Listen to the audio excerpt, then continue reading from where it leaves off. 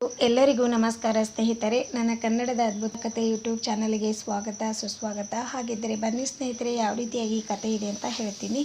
ಎಲ್ಲಿ ಸ್ಕಿಪ್ ಮಾಡದೆ ಪೂರ್ತಿಯಾಗಿ ಕೇಳಿ, ಹಾಗೆ ಒಂದು ಸಬ್ಸ್ಕ್ರೈಬ್ ಆಗೋದು ಮರೆಯಬೇಡಿ. ಕೇರಳದ ತಿರುವಾಂಕೂರಿನ ದೊರೆಯು ಒಂದು ಸಲ ಆನೆಯ ಮೇಲೇರಿಕೊಂಡು ವಿಹಾರಕ್ಕೆ ಹೊರಟಿದ. ದಾರಿಯಲ್ಲಿ ಒಂದು ಮರದ ನೆರಳಿನಲ್ಲಿ ಪಾಠಶಾಲೆಯೊಂದು ನಡೆದಿತ್ತು.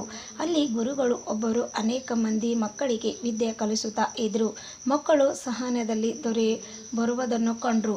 ಅವರು ಆನೆ ಆನೆ ಎಂದು ಕುಣಿದಾಡತೊಡಗಿದರು. ಆದರೆ ಗುರುಗಳು ಪಾಠದ ಮೇಲೆ ಗಮನ ಹರಿಸಿ ಪಾಠ ಮುಗಿಯುವ ಮೊದಲು ಯಾರೂ ಅತ್ತ ಕಡೆ ನೋಡಬಾರದು ಎಂದು ಮಕ್ಕಳಿಗೆ ಗದರಿಸಿದರು. ದೊರೆ ಪಾಠ ನಡೆಯುವ ಸ್ಥಳಕ್ಕೆ ಬಂದು ಆನೆಯಿಂದ ಕೆಳಗಿಳಿದು ಗುರುಗಳು ಓಡೋಡಿ ಬಂದು ತನ್ನನ್ನು ಸ್ವಾಗತಿಸುತ್ತಾರೆ ಎಂದು ಅವನು ಭಾವಿಸಿದರು. ಆ ನಂಬಿಕೆ ಅವರಿಂದ ಸುಳ್ಳಾಯಿತು. ಅವರು ತನ್ನ ಪಾಡಿಗೆ ಪಾಠ ಮಾಡುತ್ತಲೇ ಇದ್ದರು. ಆ ಕಡೆ ತಿರುಗಿಯೂ ನೋಡಲಿಲ್ಲ.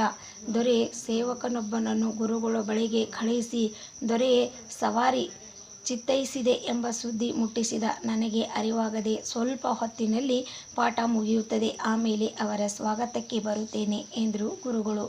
ಅರ್ಧ ತಾಸಿನ ಬಳಿಕ ಗುರುಗಳು ದೊರೆಯ ಸನಿಹ ಬಂದು ಸಾಷ್ಟಾಂಗ ವಂದಿಸಿ ಸ್ವಾಗತ ಕೋರಿದರು. ದೊರೆಯು ಹುಬ್ಬು ಕಟುಕಿತು. ಕಣ್ಣುಗಳಲ್ಲಿ ಕೆಂಡದ ಮಳೆಯಿತ್ತು. ಏನು, ಸರಕಾರದಿಂದ ಸಂಬಳದಿಂದ ಬದುಕುತ್ತಿರುವ ನಿಮಗೆ ಇಷ್ಟೊಂದು ಪೊಗರೇ? ನಾವು ಚಿತ್ತೈಸಿದ ಸಂಗತಿ ತಿಳಿದು ಅಲಕ್ಷಿಸಿದರಲ್ಲವೇ ಎಂದು ಕೇಳಿದ. ಮನ್ನಿಸಬೇಕು ದೊರೆಗಳೇ, ಸವಾರಿ ಚಿತ್ತೈಸಿದೆ, ಅರಿವಾಗಿದೆ. ಆದರೆ ಅರ್ಧದಲ್ಲಿ ಪಾಠವನ್ನು ನಿಲ್ಲಿಸಿ ಎದ್ದು ಬರಲಿಲ್ಲ ಎಂದು ಗುರುಗಳು ವಿನಯದಿಂದ. ಯಾಕೆ ಬರಲಾಗಲಿಲ್ಲ ದೊರೆಗೆ ಎಂದು ಅವಮಾನಿಸಬೇಕೆಂದಿದ್ದು ನಿಮ್ಮ ಉದ್ದೇಶವಾಗಿತ್ತಲ್ಲವೇ ಎಂದು ದೊರೆ ಗರ್ಜಿಸಿದ. ದೊರೆಗಳು ನನಗೆ ಅನ್ನ ಕೊಡುವ ದಣಿ. ನನಗಿಂತ ಮೇಲಿರುವವರು ತಂದೆಗೆ ಸಮಾನರಾದ ತಮ್ಮನ್ನು ಅವಮಾನಿಸುವುದೇ?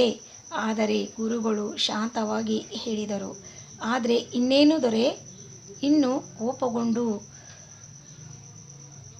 ನಾನು ವಿದ್ಯಾರ್ಥಿಗಳ ಮನಸ್ಸಿನಲ್ಲಿ ವಿದ್ಯೆ ನೀಡುವ ಗುರು. ದೇವರು ಸಮಾನ. ತಂದೆಗಿಂತ ತಾಯಿಗಿಂತ ಆಳುವ ದೊರೆಗಿಂತ ಬದುಕಿನಲ್ಲಿ ಬೆಳಕು ನೀಡುವ ಗುರುವೇ ಶ್ರೇಷ್ಠನು ಎಂಬ ಭಾವನೆಯು ರಾಜನಿಗೆ ಗುರುಗಳು ಬಿಂಬಿಸಿದ.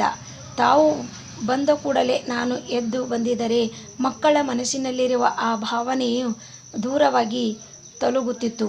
ಮುಂದೆ ವಿದ್ಯೆ ಕಲಿಯುವ ಅಗತ್ಯವಾದ ವಿಧೇಯತೆಯಾಗಲಿ ಗುರುವಿನಲ್ಲಿ ಪೂಜ್ಯತೆಯಾಗಲಿ ಅವರಲ್ಲಿ ಇಲ್ಲದೆ ವಿದ್ಯೆ ಅಭ್ಯಾಸಕ್ಕೆ ಧಕ್ಕೆಯಾಗುತ್ತಿತ್ತು. ನನ್ನ ಈ ಭಾವನೆಯ ತಪ್ಪೆನಿಸಿದರೆ ಮನ ಬಂದಂತೆ ನನ್ನನ್ನು ಶಿಕ್ಷಿಸಿ ವಿಧಿಸಿ ಎಂದು ರಾಜನಿಗೆ ಗುರುಗಳು ಹೇಳಿದರು.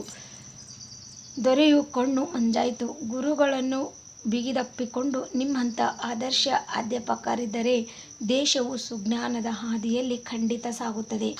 ಮಗುವನ್ನು ಮನುಷ್ಯನಾಗಿ ಮಾಡುವ ಅಧ್ಯಾಪಕ ದೊರೆಗಿಂತ ದೇವರಿಗಿಂತ ಮೇಲು ಎಂಬುದೇ ನನಗಿಂದು ಅರಿವಾಯಿತು ಎಂದು ಗುರುಗಳನ್ನು ಅಭಿನಂದಿಸಿದ.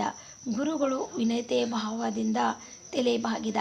ಹಾಗೆ ಈ ರಾಜನ ಹಾಗೂ ಗುರುಗಳ ನಡುವೆ ಕಥೆಯು ಪೂರ್ತಿಯಾಗಿ ಕೇಳಿದರೆ ಅರ್ಥವಾಗುತ್ತದೆ. ಈ ಕಥೆಯು ಪೂರ್ತಿಯಾಗಿ ಕೇಳಿ, ಹಾಗೆ ನನ್ನ ಚಾನಲ್ಗೆ ದಯವಿಟ್ಟು ಪ್ಲೀಸ್ ಸಬ್ಸ್ಕ್ರೈಬ್ ಮಾಡಿ, ಲೈಕ್ ಮಾಡಿ, ಕಮೆಂಟ್ ಮಾಡಿ, ಶೇರ್ ಮಾಡಿ. ಮತ್ತೆ